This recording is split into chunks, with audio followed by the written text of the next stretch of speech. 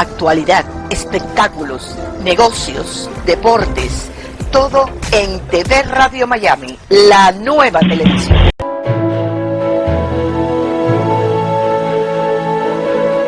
Agustín Rangugni, un periodista sin libreto.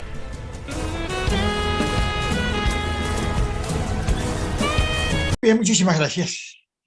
Arrancamos esta nueva hora en TV Radio Miami, encarando un tema que nos ha dejado preocupados. Si bien todo el proceso electoral en Perú fue complejo, con señales contradictorias y fundamentalmente con el temor a que se diera el resultado que se dio. ¿Qué sé yo? ¿Será porque desde el ámbito o desde el lugar de la democracia, el lugar de creer en una filosofía donde uno esté a la altura del otro en cuanto a lo que cada uno de nosotros tenemos que realizar para lograr nuestros objetivos, dentro de un marco de libertad y democracia, y de economía a libre? Pareciera ser que Perú eligió otro camino, el camino que todos los demócratas consideramos demócratas desde el punto de vista de democráticos, no desde el punto de vista político demócrata. Cada uno tiene sus cuestas. Ahora, desde el punto de vista de cómo nosotros encaramos la vida, nosotros digo, la gente que piensa como yo, o yo pienso como mucha gente, que quiere vivir en libertad y que sus ideas también tengan la importancia que tiene el del otro, y no que uno sobrelleve la carga de tener una visión del país, la visión de lo que es la libertad, lo que es la democracia, lo que es la economía. También venga alguien que nos avasalle con una actitud totalitarista. Bueno, todo esto se habló durante bastante tiempo antes de que se conociera el resultado de las elecciones en Perú.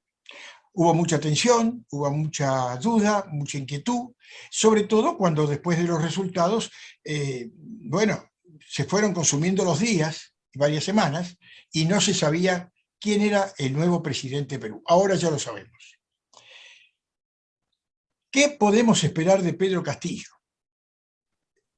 ¿Qué podemos esperar? Yo preferiría preguntárselo a Rafael Romero, un periodista de primera línea en Perú, es columnista del diario Expreso, y en mis anteriores conversaciones con Rafael nos había anticipado ciertas cosas.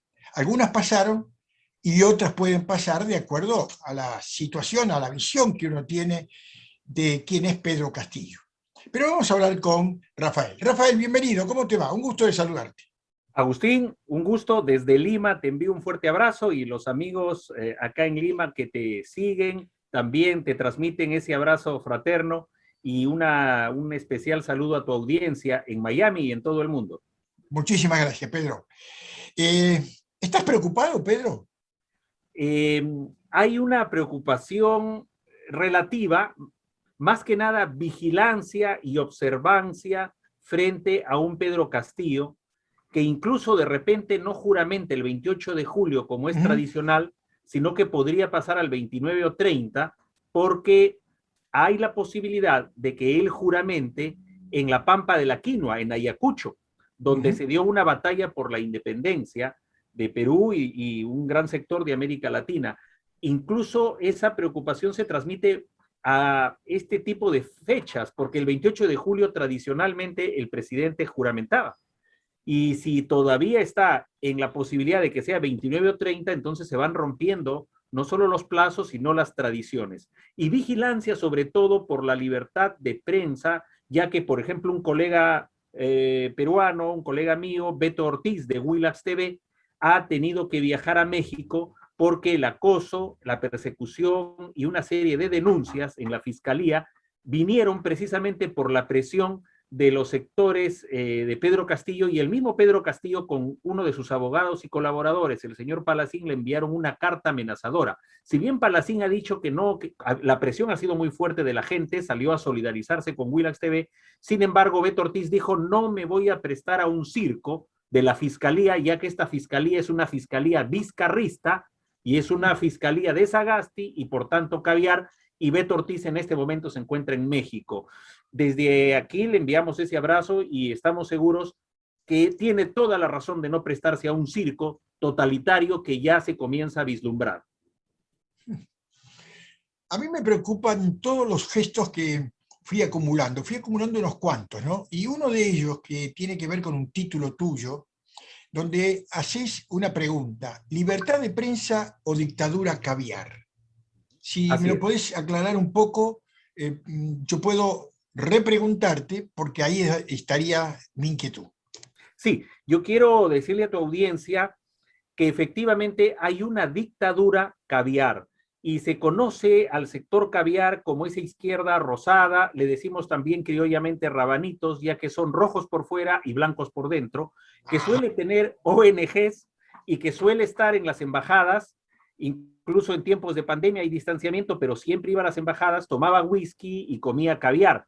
De ahí viene esa denominación de esa izquierda que siempre ha vivido con los gobiernos, ha vivido con Paniagua, que fue un corto periodo de transición del Fujimorato hacia las elecciones, vivió esas ONGs, tuvo ministros con Toledo, pasó Toledo, con Alan García no tuvieron esa cercanía, pero regresaron con Ollanta Humala, estuvieron con ministerios, viceministerios, hicieron contratos con el Estado, consultorías, y esa izquierda caviar no solamente tenía ministros, sino que también condicionaba la agenda política y estuvo con PPK y con Vizcarra y Sagasti están en su jolgorio tremendo. Cuando titulé ese artículo, Libertad de Prensa versus Dictadura Caviar, justamente veíamos que estos grupos de presión son grupos que tienen millones de dólares del exterior, ponen la agenda política, hacen consultorías con el Jurado Nacional de Elecciones, tienen una puerta giratoria, Agustín, de cargos públicos de las ONG hacia puntos claves del Estado, y llamamos dictadura porque lo que te voy a contar es algo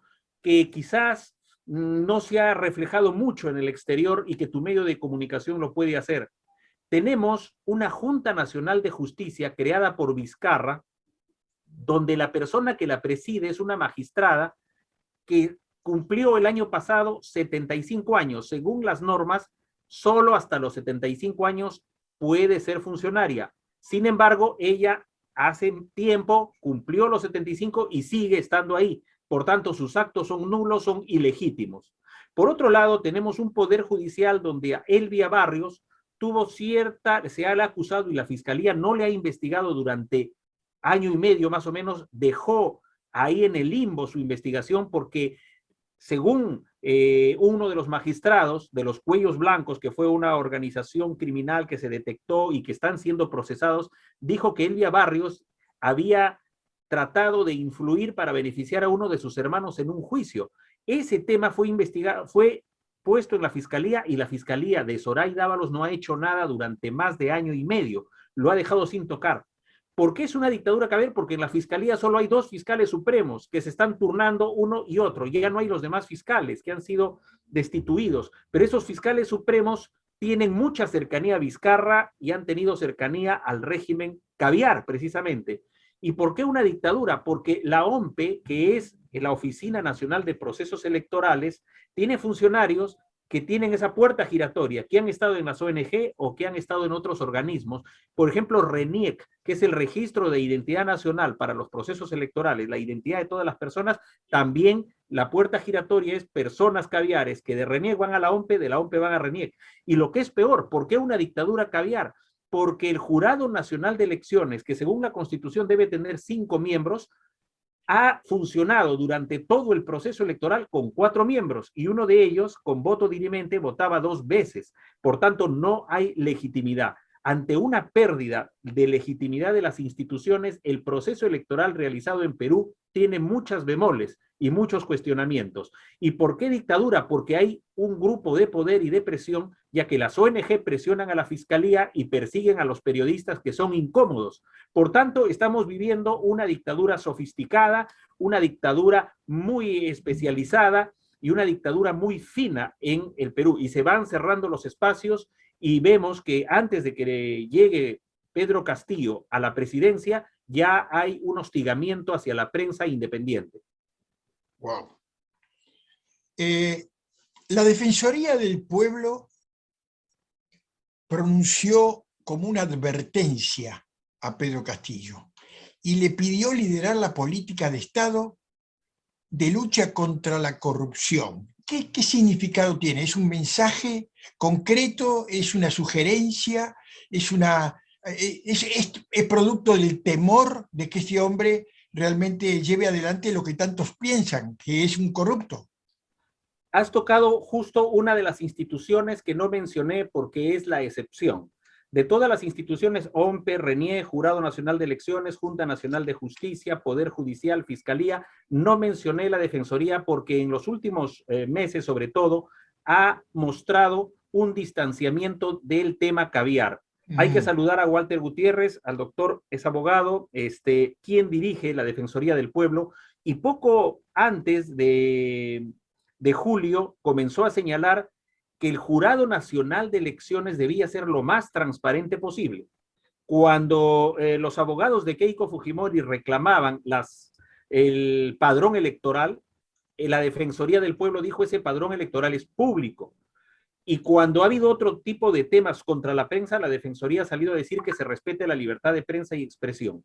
Vale decir, la Defensoría del Pueblo ha mostrado en las últimas semanas una posición más objetiva hacia los hechos, y eso le ha valido críticas de las ONG, de los grupos caviares, contra la Defensoría del Pueblo, como que la Defensoría del Pueblo está haciendo un llamado de atención, una exhortación, una invocación a quienes van a tomar el poder en los próximos días para que traten de mantener ese respeto a la legalidad, sobre todo a los derechos fundamentales, dentro de los cuales está la libertad de expresión y la libertad de prensa. En ese sentido, la Defensoría del Pueblo está siendo vigilante y esperamos que siga haciendo ese papel.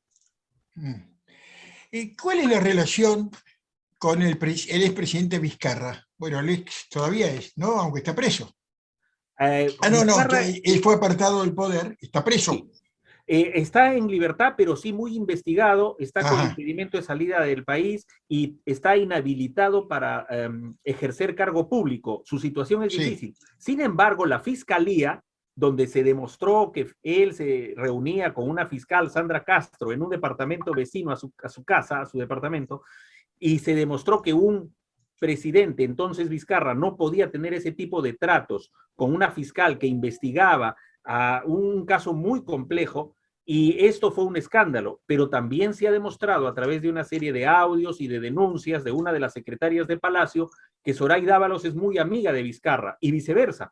Entonces, Vizcarra, cuando se va en noviembre, porque se demuestra una serie de cosas, incluso se vacunó a su esposa y a su hermano, se vacunó cuando nadie se vacunaba en secreto con una vacuna china.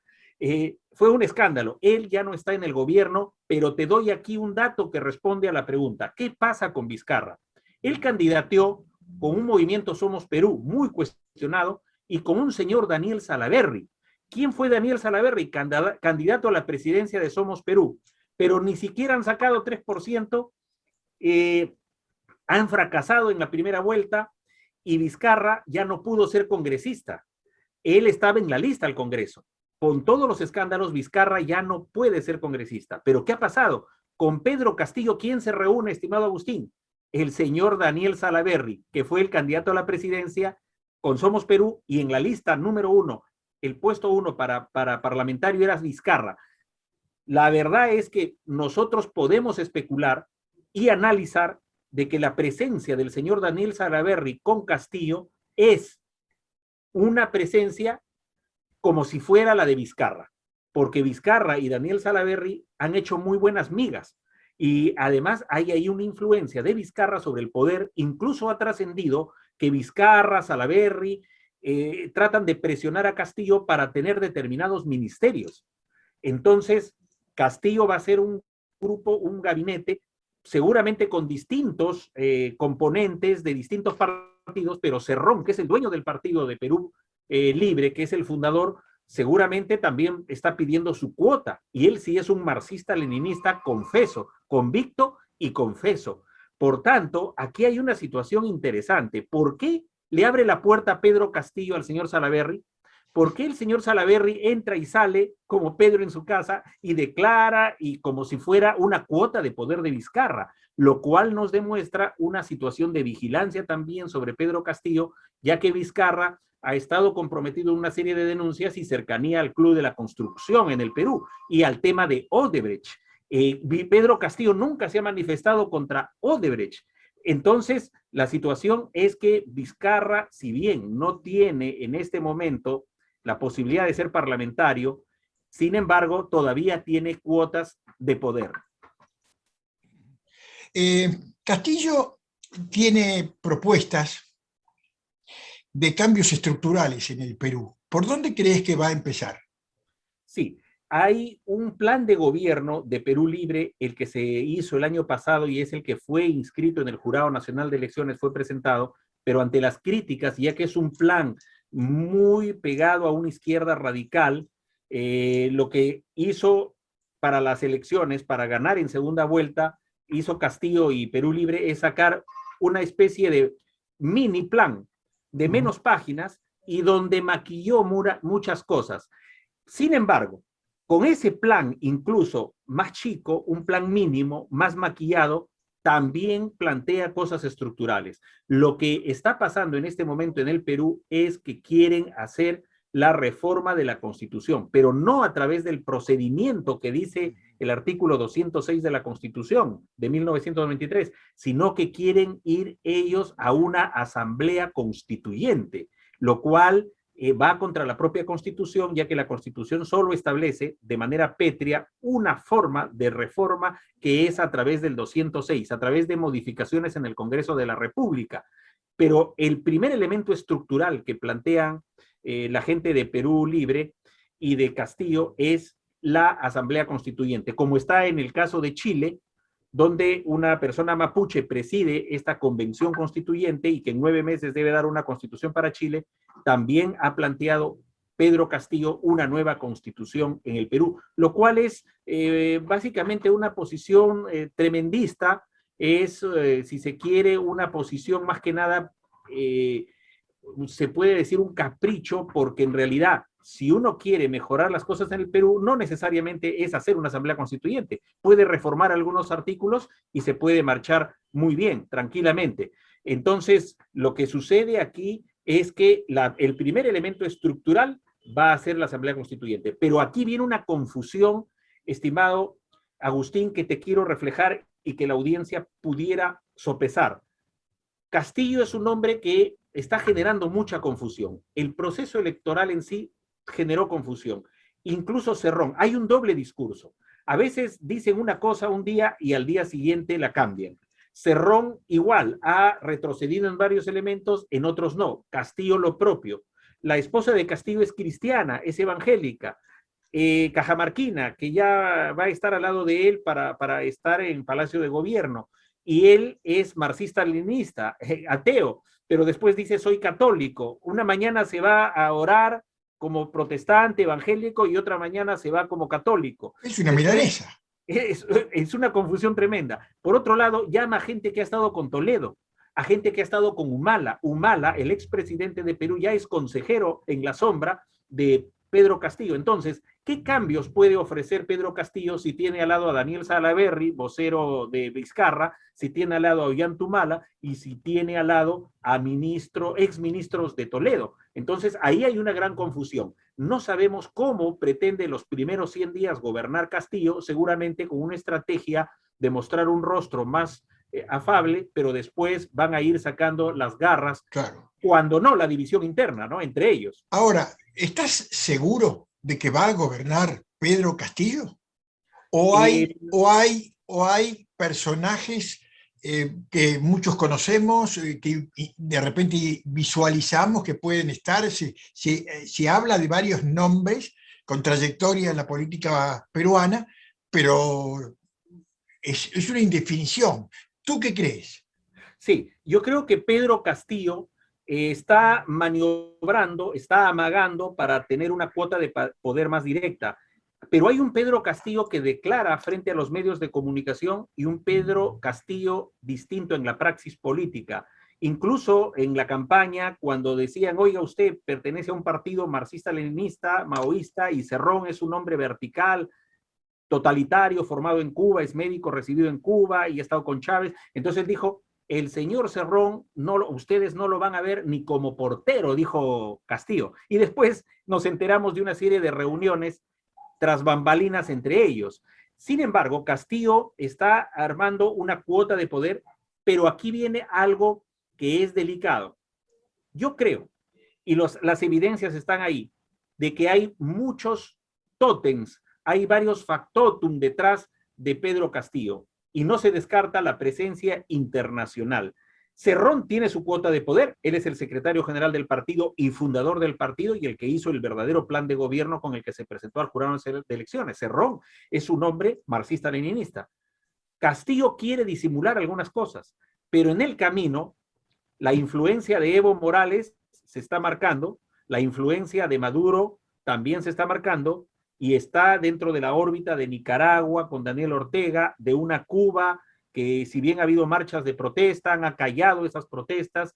Entonces, cuando asuma Pedro Castillo, es más que seguro que la influencia de estos países y de sus líderes va a ser marcada, porque ya Castillo ha dicho, entre otras de las reformas estructurales, que quiere hacer que el Perú sea una república plurinacional y después postula una república federativa, como Evo Morales lo hizo en Bolivia, lo cual ya es delicado, porque el Perú es una república unitaria, pluricultural es cierto. Sin embargo, cuando ya ponen el concepto plurinacional, como en Chile los mapuches también están diciendo, eso puede llevar a mediano o largo plazo a un cercenamiento, a autonomías más fuertes, federativas, que terminarían destruyendo nuestras repúblicas.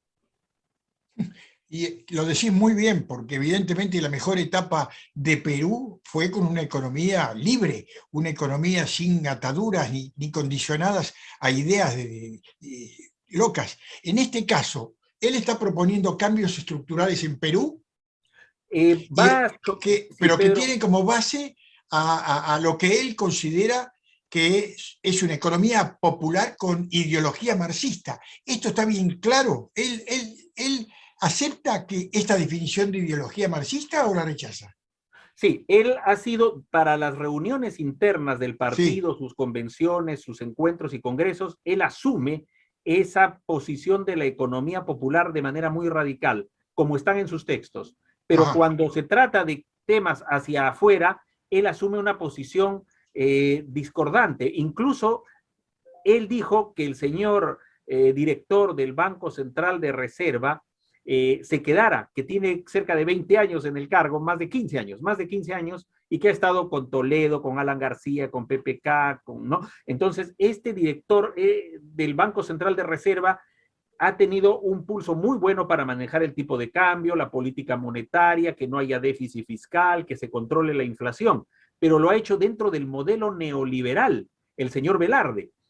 Entonces, cuando Pedro Castillo dice, voy a pedir que él se quede, ahí como que contrasta con la economía popular que plantean otros. Pero yo auguro que en este momento hay fuerzas muy grandes al interior que están llevando a un enfrentamiento tremendo. Hay cuestionamientos, hay dirigentes de base de las regiones, de las provincias, que están exigiendo más cuotas de poder. Pero si Castillo acepta ello, el radicalismo va a estar a flor de piel y por tanto Castillo va a terminar desdibujado muy rápido, va a desgastarse muy rápido. Yo creo que Castillo tiene que gobernar, por cierto, hacia afuera de Palacio de Gobierno, pero hacia adentro. Las cosas como están dentro del partido de gobierno, el partido oficialista, van a ser cosas muy calientes, de mucho enfrentamiento. Rafael, es evidente, porque muchos lo repiten, incluso hubo un hecho, creo que con un canal de televisión, Willax TV. Sí, Willax TV. Así, que evidentemente generó allí un cerco de persecución y venganza contra este canal de televisión. ¿Qué es lo que pasó entre estas dos alternativas? El canal de televisión y lo que piensa Castillo. Sí, el canal de televisión Willax TV y diarios como Expreso, entre otros medios también independientes. Que tú representas. Sí, demostraron ante el público, la lectoría, una serie de investigaciones. Demostraron, y Beto Ortiz en ese sentido está recibiendo ahorita toda la andanada de ese oficialismo caviar, de esa dictadura caviar, de citaciones fiscales y ese hostigamiento que ha hecho que él vaya a México y esté en México y desde ahí esté opinando.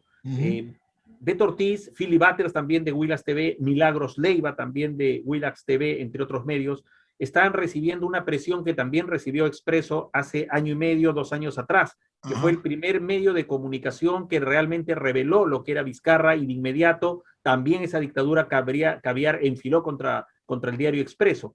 Y ahora ellos revelaron, por ejemplo, el tema de la vacuna, revelaron también el tema de personajes muy de izquierda cercanos a Movadef, que es un movimiento prosenderista, es un movimiento que habla incluso de liberar a Abimael Guzmán, el terrorista más sanguinario del mundo, como lo dijo un escritor inglés en la década, a finales de los 80. Entonces, Willax ha ido revelando una serie de cosas que se han dado dentro de los organismos electorales, ha sido crítico con el Jurado Nacional de Elecciones, y cuando ha señalado cosas del Partido Libre, de Castillo y de Cerrón, señor Castillo, con uno de sus abogados, que además es miembro cercano al Petit Comité de Castillo, y que su hijo es parlamentario de Perú Libre, ha salido electo, enviaron una carta al Ministerio de Transportes y Comunicaciones como diciéndoles, oiga, hay que cerrarle, hay que quitarle la licencia, al más puro estilo que hizo Chávez en Venezuela. Esa carta ha sido determinante. Después vino la denuncia de sedición contra Beto Ortiz, contra Philly Butters y contra algunos políticos de derecha.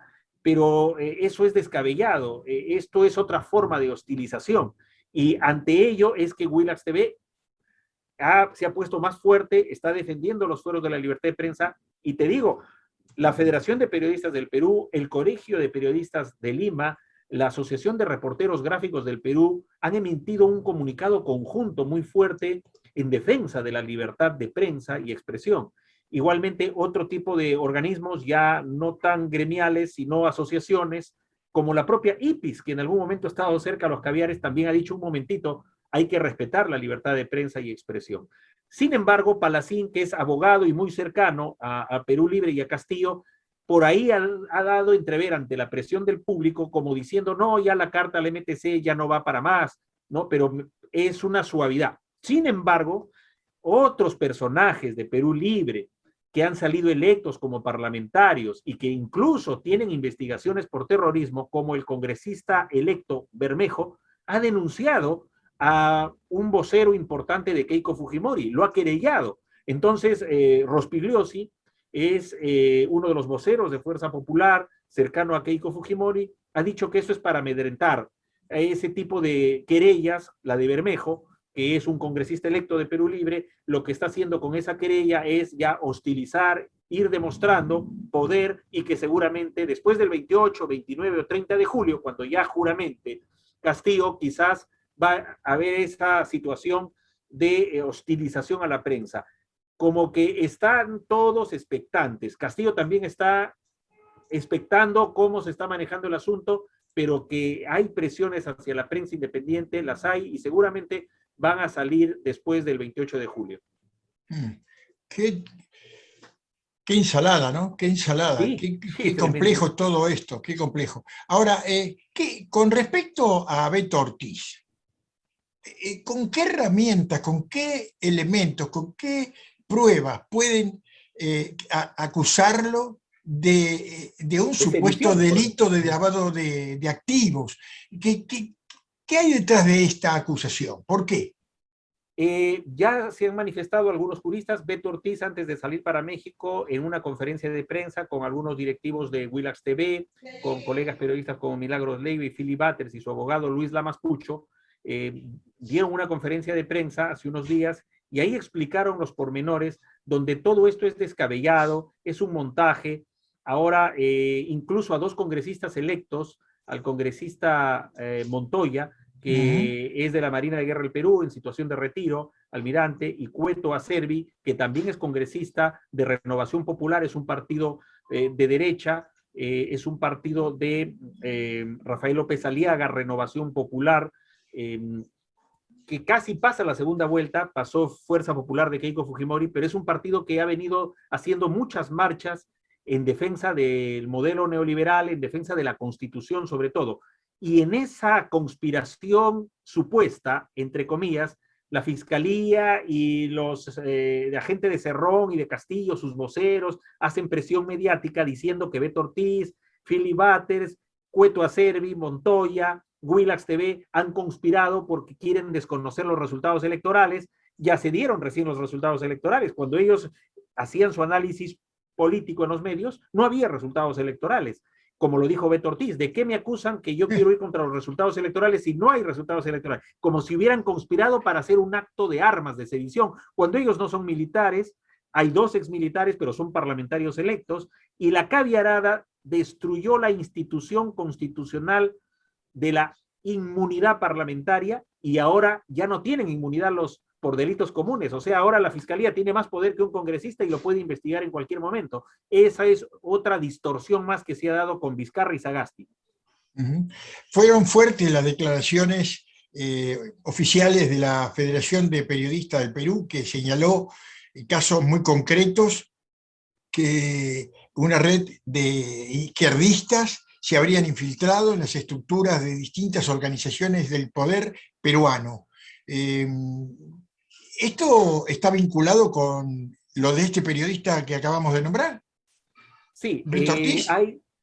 Sí, en el caso, incluso Jaime Bailey, que tiene también un programa en Miami, se ha solidarizado con Willax y con Beto Ortiz.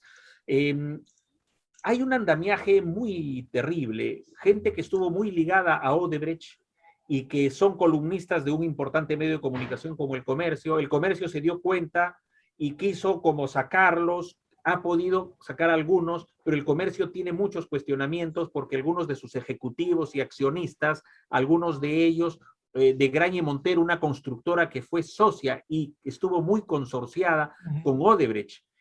Aún así, hay algunas ONG de izquierda que han estado muy contentas con Odebrecht. Iban a sus eventos, han sido financiados para concursos, es decir, Odebrecht era el gran padrino que repartía dinero incluso para ese tipo de concursos periodísticos de estas ONG de izquierda.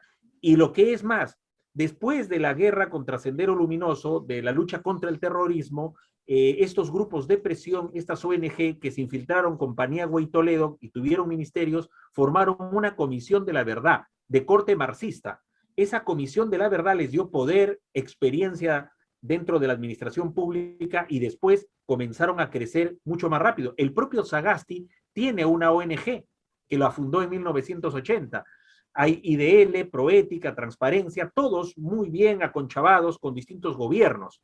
Y ellos han logrado condicionar los nombramientos de jueces, de fiscales, han extorsionado, han chantajeado situaciones, y si usted no está con nuestra línea ideológica, no va a ser usted magistrado, es decir, es una situación muy delicada. A eso se referían estos comunicados, estos pronunciamientos de gremios periodísticos, donde habla pues de pseudoizquierdistas que se han ido agazapando y han ido agarrando más poder y poder de decisión e influencia en distintos estamentos del Estado, no siendo la excepción la administración de justicia ni la administración electoral. Alguno de estos caviares hace consultorías para el Jurado Nacional de Elecciones, y como controlan y han influido en medios de comunicación en el exterior incluso, o son columnistas, o son analistas, o son reporteros, pues ellos hacen una visión distinta de las cosas en Perú y lógicamente con interés ideológico. Rafael, se nos está yendo el tiempo, pero es realmente interesante escucharte. Pregunto, en los años 80, ¿había un poder izquierdista en Perú? Sí. ¿Tomaron las universidades? Sí, hasta los años 86, 87 había partidos de izquierda orgánicos, pero después en el camino esos izquierdistas fueron creando el sueño de la ONG propia, dejaron las izquierdas partidarias y han entrado a las izquierdas caviares. Sí, sí. Bueno, pero ellos tomaron en su momento espacios en las universidades, pero ¿esto se puede repetir ahora? Sí, fruto de ese espacio en las universidades, tomaron cargos públicos en algunas de ellas, estatales y particulares, y desde ahí han logrado articular con ONGs y condicionar, sobre todo en las facultades de Derecho, para que todos tengan un sesgo y un corte pro caviar. Al tomar estas universidades se olvidaron de los partidos políticos, agarraron los cargos universitarios y después los cargos del Estado y han logrado tener su quincena y con eso se han solazado, pero en el camino los partidos de izquierda fueron desgastándose, fueron desapareciendo y otros partidos con el término del siglo, incluso el APRA y el PPC, no participaron en las elecciones. Pero te doy un dato, uno de esos magistrados de esas ONG vinculado a sus frentes de fachada como Justicia Viva, de reconocida trayectoria izquierdista, porque en la lucha contra Sendero Luminoso ellos abogaron por los derechos humanos y obligaron, presionaron para que se haga la Comisión de la Verdad. Todos eran izquierdistas, como si fuera el brazo legal de Sendero Luminoso. Sendero Luminoso perdió en el terreno militar, pero en el terreno de los derechos humanos estuvieron estos, ex izquierdistas. Y el presidente del Jurado Nacional de Elecciones, el señor Salas Arenas, fue abogado de terroristas, fue de Justicia Viva, que es un brazo jurídico de una ONG IDL, y es el que ha sido presidente del Jurado Nacional de Elecciones y votaba doble vez porque no había el quinto miembro del Jurado Nacional de Elecciones. Vizcarra, el Colegio de Abogados, y ha habido una serie de análisis al respecto, se impidió prácticamente que el Colegio de Abogados de Lima pusiera un representante. Con 5 hubiera sido más democrático y hubiera estado de acuerdo a ley el Jurado Nacional de Elecciones. Pero su presidente viene de esas ONG caviares y de esa izquierda infiltrada en las universidades. Rafael, ¿imaginás un gobierno que persiga a la prensa independiente? Sí, nos lo han contado muchos amigos venezolanos, no solo que están en el Perú, sino también a través de las redes sociales, y nos han dicho que hay un libreto, que ellos ya lo vivieron, que ellos ya lo experimentaron. En los y 80. lo que está pasando, y lo que está pasando aquí es un fiel reflejo de ello. Sí estamos vigilantes y observadores de que quizás en los primeros días haga algunos gambitos, Castillo, claro, como que no se preocupen, que no pasa nada, ponga algunos rostros para usarlos, algunos exministros toledistas, humanistas, mediocres todos ellos, que los ponga en el camino, pero quizás la presión social del propio partido, del propio Cerrón y de las bases regionales que ya le están exigiendo baja el precio del gas, cómo está nuestro tema de la minería, el agro, la segunda revolución agraria, ya comenzaron a presionar a Castillo. En esa desesperación, él va seguramente a tomar cosas más radicales y podría el ataque a la prensa ser mayor. Qué triste. Rafael, se nos fue el tiempo y realmente escucharte es un placer porque uno entiende bien claro no solo lo que está sucediendo, sino las perspectivas de lo que viene. Yo te invito a que podamos tener más fluidez en este diálogo para seguir de cerca lo que pase en los primeros tiempos de esta nueva presidencia en Perú. Agustín, en nombre mío y seguramente muchos compatriotas peruanos estarán agradecidos con esta ventana que nos das, porque lo que estamos viviendo es una alerta. Estamos, así como se dice SOS Cuba, SOS Perú, porque la clase media, que estaba en más de 43, 45%, no solo por la pandemia, sino por esta indefinición, esta confusión que existe ahora de Castillo, ya no hay inversiones, el dólar trepó a 3.93, 3.97 el cambio, cuando su precio normal era de 3.50 más o menos en promedio. Hay colas en las estaciones de gas para los autos, el gas de la ama de casa que estaba a 39 soles está a 57 soles, es decir, se ha empobrecido esa clase media de un 40 y tantos % ha bajado a un 23%, de manera que esta ventana que nos proporcionas va a ser muy importante para ocultar, poner la lupa y decirle al mundo de que la situación con la gente que está llegando, con cuestionamientos de financiamiento de posibles fondos ilícitos de Perú Libre durante la campaña, lamentablemente la Fiscalía no está profundizando eso, podría demostrar de que el Perú estaría bajo una organización criminal de un partido político en Palacio de Gobierno, lo cual es muy delicado y nos hace como latinoamericanos, sobre todo, estar muy preocupados con lo que pueda pasar en Y Perú. alertas. Bien, desde ya, puerta abierta. Aquí tienes tu ventana, aquí tienes nuestras cámaras, aquí tienes a TV Radio Miami, pero absolutamente a tu disposición, Rafael, para poder seguir de cerca y denunciar lo que haya que denunciar. Estoy a tu orden.